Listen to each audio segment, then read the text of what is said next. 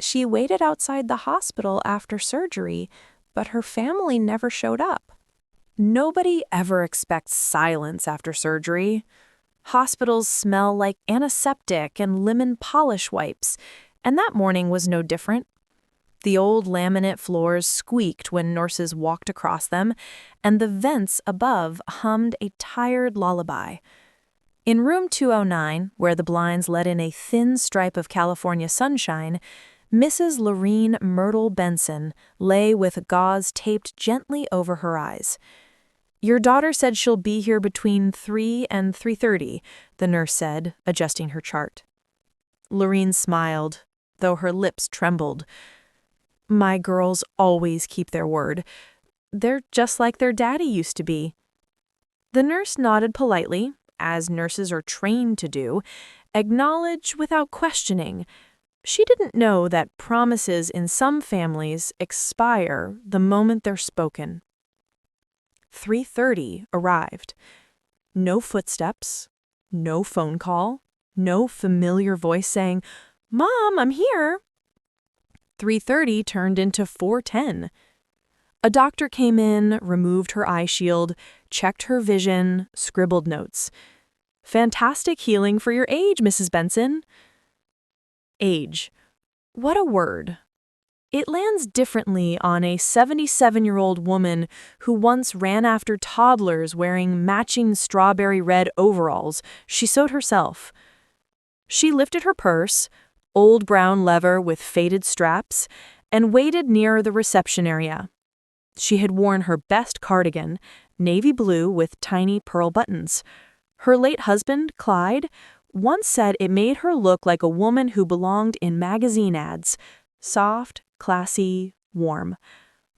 At 5:05, the waiting area emptied. At 5:20, a janitor swept fallen paper receipts. At 5:40, the evening sky had begun its long slide into dark amber. Still, nobody came. Lorene dialed a number she knew by heart. Voicemail. "Hey, sweetie, surgery went great. I'm waiting outside. Let me know, okay?" She pressed the phone close as if pressing would force a reply. Then silence. Heavy, thick, embarrassing. She dialed again, and again, and again. Finally, at 6:30, when even reception staff were packing their purses to go home, a young nurse with auburn hair and tired freckles approached her. "Ma'am, your ride still hasn't arrived?" Lorene lifted her chin, pretending confidence. "They're just running late. Busy careers, you know how daughters are at this age. Everyone wants something." But her voice cracked slightly. The nurse sat beside her. "Do you want me to give them a call?" Lorene hesitated. "No, sweetheart, it's okay. They're just delayed. Highway traffic, probably." She spoke as though convincing herself. Minutes ticked like old clocks that judge people quietly. At 6:57, fluorescent lights began switching off. At 7:10, Lorene's phone buzzed. Message from her daughter. "Something came up. We'll kick you tomorrow. Uber it if needed." How invisible a mother becomes when no one needs her.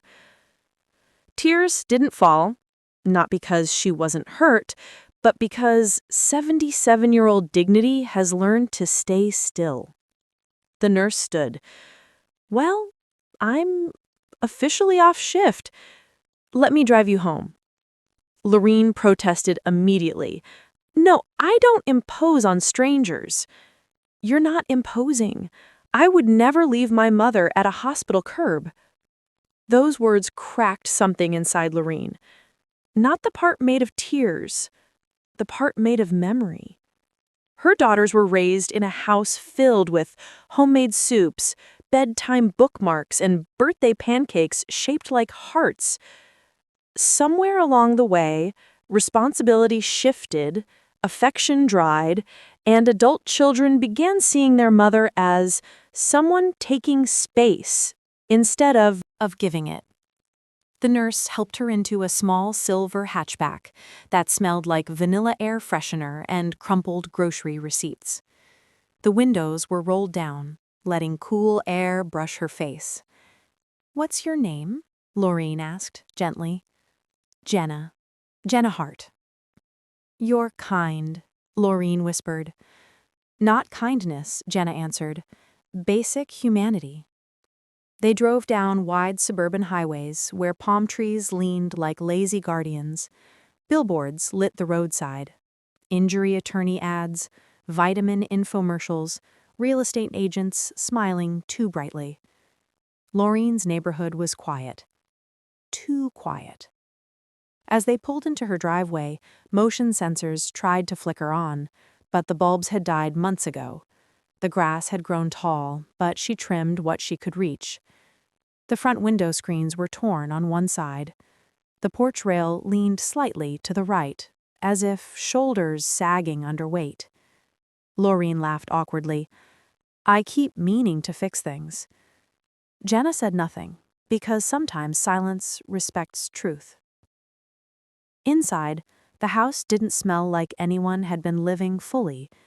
Old lavender candle, dusty carpet, a faint scent of cabinet wood, the kind built in the 70s. Stacks of envelopes sat on the dining table.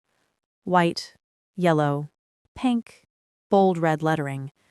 Final notice. Past due. Second reminder. Laureen tried to swipe them aside, but Jenna had already seen. "Oh, that's nothing," Laureen said softly. "Just mail companies get dramatic." Jenna glanced around. No working stove clock, microwave blinking 12 o'clock, calendar on the wall still showing April, though it was mid-August. How long since somebody visited? Laureen shrugged. Birthdays, holidays, sometimes Mother's Day brunch if no one is on business trips. But they love me, they're just busy. Busy. A word adults use when they don't want to soften guilt. Jenna looked into Laureen's eyes, steady and without pity. "Do they know you had cataract surgery today?" They signed the consent forms. Her voice shook like thin paper. Without asking, Jenna opened cupboards. Cereal expired. Bread mold-spotted. Frozen meals piled like snowdrifts. Laureen straightened her cardigan. "I eat well." "You're eating whatever doesn't need cooking," Jenna said gently. Laureen let out a small sigh. "I don't like stoves anymore. Too many buttons. And the oven door squeaks." Her frailty wasn't physical. It was lonely. Nothing ages the spirit like silence. Jenna brought her water, reheated soup she'd found in the freezer, scraped away freezer burn, stirred, added salt. They sat. Two women, one at the end of life, one somewhere in the thick middle. Outside, cicadas hummed. Inside, an old grandmother admired a stranger who cared enough to heat soup. When Jenna stood to leave, Laureen touched her hand. "I hope your mother is proud of you." Jenna swallowed hard. "I don't have one anymore. She passed when I was 19. Laureen's breath caught. "I'm sorry." "Don't be," Jenna said softly. "But I noticed everything you do alone. Nobody should heal alone." Hospitals discharge people, but loneliness doesn't. Before leaving, Jenna wrote her number on a magnet pad. If you need medicine picked up, groceries, whatever, call. "I won't." "You will." Laureen half smiled. After Jenna left, the house seemed louder with emptiness. Refrigerator humming, house settling, air conditioner clicking. The sound of living alone. She walked into the living room. On the mantel stood photos. Her wedding, Clyde tall, handsome in navy suit. Her daughters, matching pink jackets in Yosemite. Family Christmases, vacations at Lake Tahoe. Graduation caps. And then, nothing recent. Time had frozen somewhere around 1998. Lorene whispered to her past self, "They loved me. Once." Then she turned off the lamp and let darkness settle like old dust. The next morning, sun leaked through blinds in thin yellow strips. Lorene blinked, seeing the world slightly clearer now after surgery. The world now looked too clear, too honest. Vision had returned. Companionship had not. Her phone buzzed. A message from her daughter. "Will come Sunday. Had a crazy schedule. You know how corporate world works." Sunday. That was 5 days away. Lorene typed, "Don't trouble yourself. Rest." She deleted. Typed again. "Love you. Drive safe." Sent. Love should not always travel one way. Hours passed. She tried making oatmeal, but spilled half the bag because eyesight improved slower than confidence. A knock startled her. When she opened the door, there stood Jenna holding groceries. "Thought you might need extra milk," Jenna said. And that was the beginning. Not of obligation, not of charity, but of something that resembled belonging. So Jenna stayed an hour, then 2. Fixed a fuse box. Labeled medications. Sorted unpaid bills. And the house that had been waiting for footsteps finally heard them. The next week moved slowly, and silence filled Lorene's house the way humidity fills summer air. Thick, heavy, hard to breathe through. Jenna had begun visiting almost every day after shifts. She carried a tote bag that always seemed too full. Antibiotic ointment, sliced bread, vitamin D capsules, scratch and sniff stickers for no good reason. But she always said the same thing. "Got extras from the supply closet. No harm." She never questioned it. Pride often bows when kindness sits across from it. Wednesday morning, Lorene sat on her porch, sweater wrapped around her shoulders, watching cars crawl down the street. Suburban morning traffic.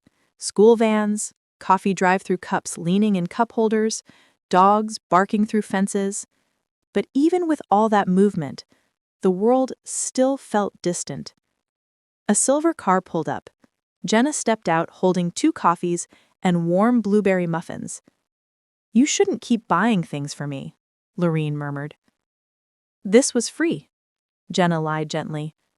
It wasn't free, but some kindness cost nothing when given willingly.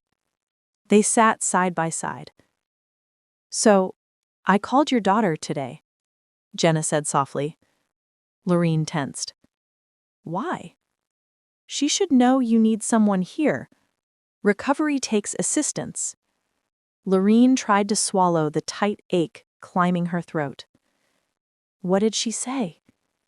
That she was in a meeting and would call back. "She won't," Lorene whispered. Jenna didn't answer. Some truths were so fragile, speaking over them might break them further. Inside, the house slowly transformed. Jenna replaced light bulbs that had dimmed into amber shadows. She sorted the mail, stacking envelopes into piles, utilities, medical forms, Social Security letters, pension statements, coupons nobody ever uses, and she wiped surfaces that hadn't been touched since last Thanksgiving. Lorene watched her move around the house, the way one watches rain finally arrive after months of drought. You don't have to do any of this, Lorene said. Jenna looked up. You remind me of mine. My mother used to bake cornbread on Tuesdays. Our whole house smelled warm. Then cancer took her, and everyone scattered. I know what empty houses feel like. Lorene reached across the kitchen table. You deserved better. So did you, Jenna replied. That sentence landed inside Lorene's ribs like a tiny truth that finally found its chair. One afternoon, a mailman knocked. Ma'am, these accounts need signatures. Disconnection warning. The words hit like sudden thunder.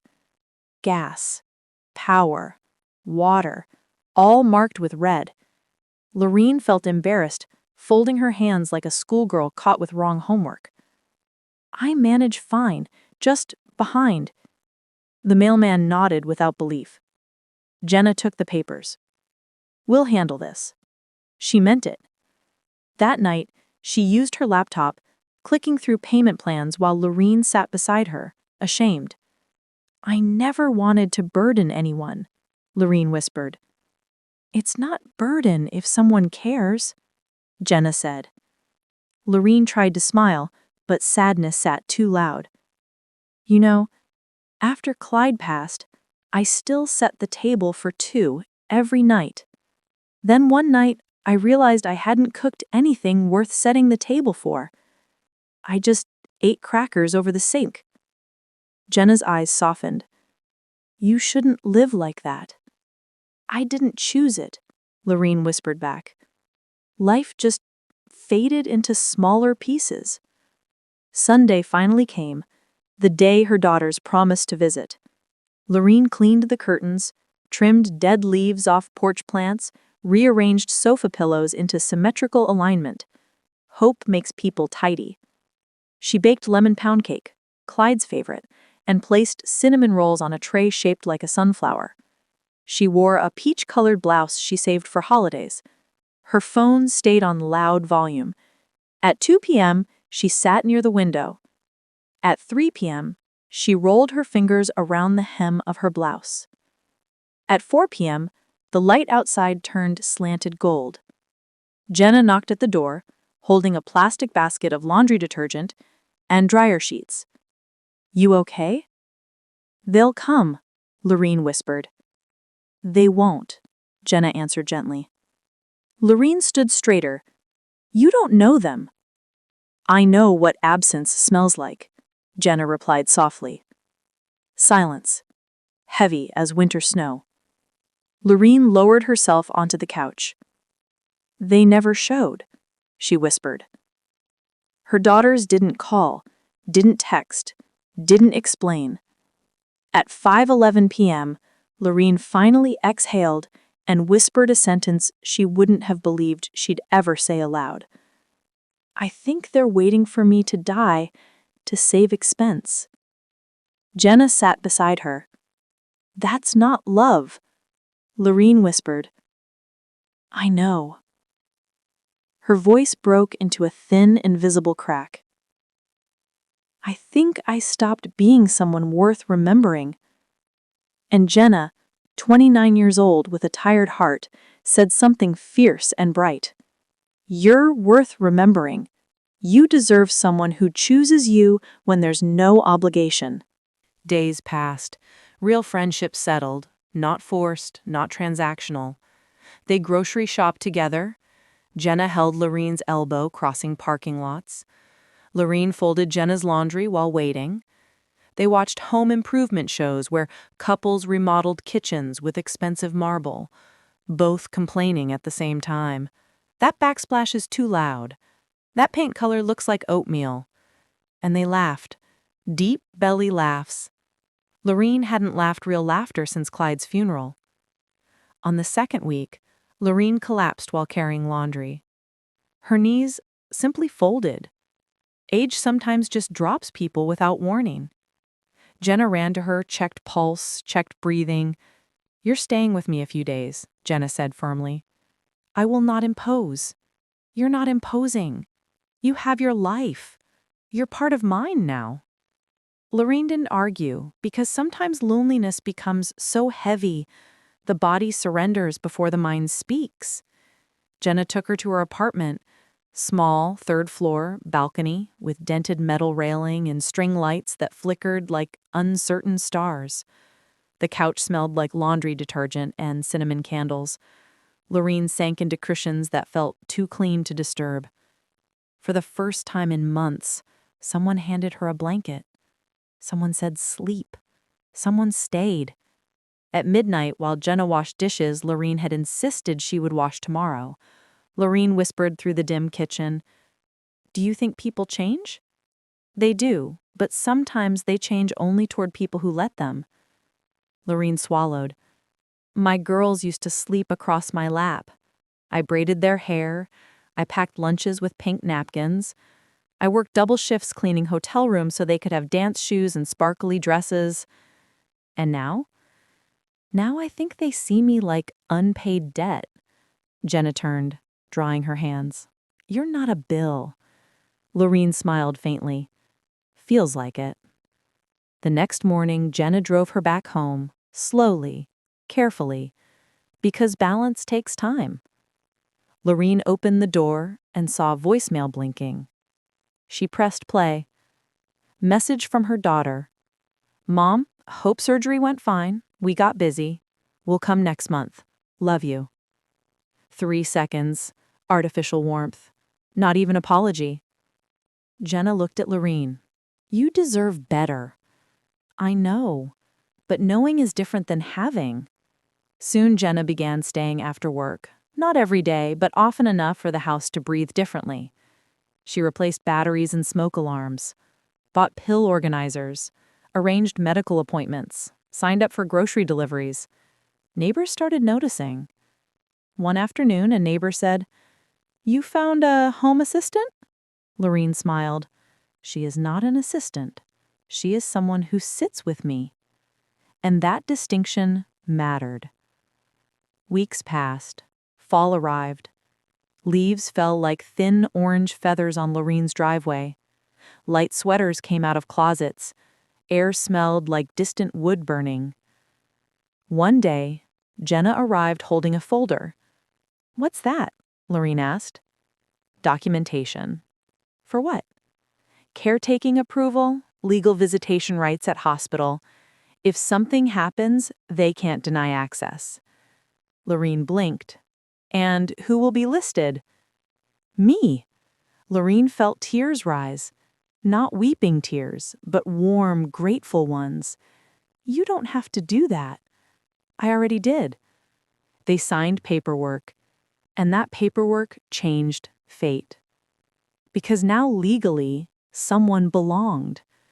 Not because of bloodline, but because loyalty became law. Their bond deepened. They cooked stews, laughed at commercials, argued about whether pudding counted as dinner. Lorene told stories about Clyde, how he whistled when nervous, how he loved peaches, how he prayed before eating even when stuck in traffic tie-ups. Jenna listened with eyes soft as candlelight, and Lorene whispered once, "If I could choose a daughter, I would choose you." Jenna looked away because sometimes love is too big to hold eye contact. But storms always arrive, sometimes slow, sometimes loud, sometimes in envelopes. One brown envelope came from county probate office. Property review, financial review, upcoming assessment. And that envelope would turn into the twist that shifted everything. Because her biological children would soon smell something valuable. Not love, not regret, but inheritance. Life slowly knitted Ellie and Nurse Clara together like two threads that accidentally touched and then refused to separate. Weeks turned into months, appointments turned into afternoons of folding laundry together, medication reminders turned into late-night soup and laughter. Ellie, who once spent evenings staring at shadows on the walls, now sat across from Clara, talking like her voice finally belonged somewhere. Clara hung new curtains one Saturday morning, yellow with soft lace edges. Ellie whispered, These look like sunshine trying to stay. Clara smiled. You need some staying sunshine. They decorated the house together. Nothing fancy. Dollar Tree frames, thrift store flower vases, and a secondhand rug that smelled a little bit like somebody else's perfume. But Ellie said, I like it. It has stories. And Clara said, then it belongs here. They celebrated Ellie's 74th birthday at Dairy Queen. Ellie ordered a chocolate-dipped cone and told Clara not to mention the number 74 because it sounded like an expiration date. Clara laughed and said, You are not milk, Ellie. Ellie said, Some days I feel spoiled. Clara hugged her anyway. That night, Clara stayed over because the hallway light bulb burned out and Ellie was afraid of falling again. They drank instant cocoa from chipped mugs. They watched reruns of Everybody Loves Raymond, and Ellie kept muttering how Raymond talked too fast. Clara took off her glasses, wiped them on her shirt, then gently put them back on. She said, You deserve someone who slows down for you. Ellie pretended she didn't hear. Inside, she had already begun believing it. One cold Saturday morning, Ellie sat at the dining table sorting envelopes. Gas bill, water bill, property tax. She said, I lived enough decades to know bills never retire. Clara said, You don't worry about them anymore. Ellie frowned. How do people stop worrying?